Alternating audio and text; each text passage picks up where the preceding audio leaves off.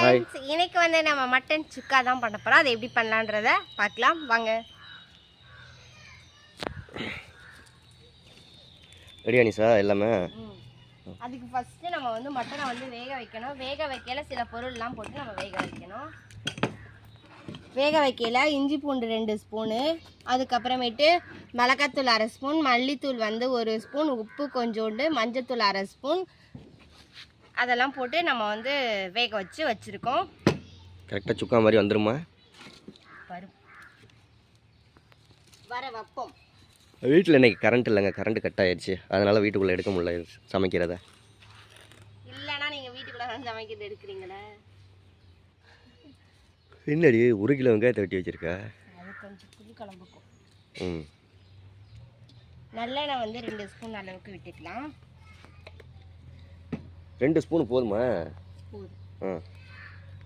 பட்டை, கிராம்பு, ஏலக்காய், பிரியாணி இலை ஒவ்வொன்று சேர்த்துக்கலாம். ஒரு பச்சை மிளகாய் சேர்த்துக்கலாம்.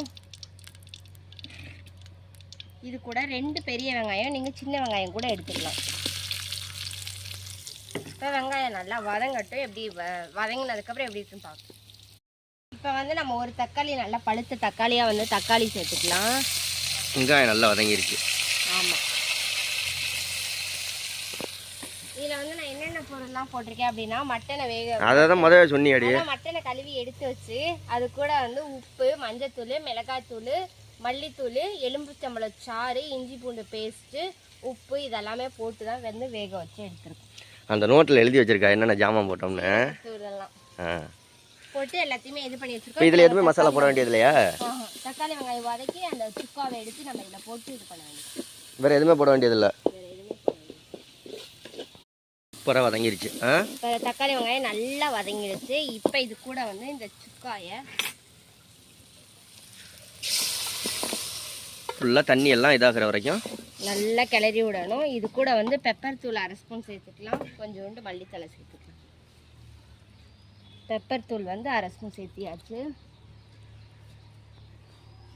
மல்லித்தலை நம்ம கழுவி வச்சுருந்த மல்லித்தலையை தூவி விட்டுட்டோம் அப்படின்னா நீ ஃபுல்லாக நீ இப்போ இது பண்ண போகிறதானே?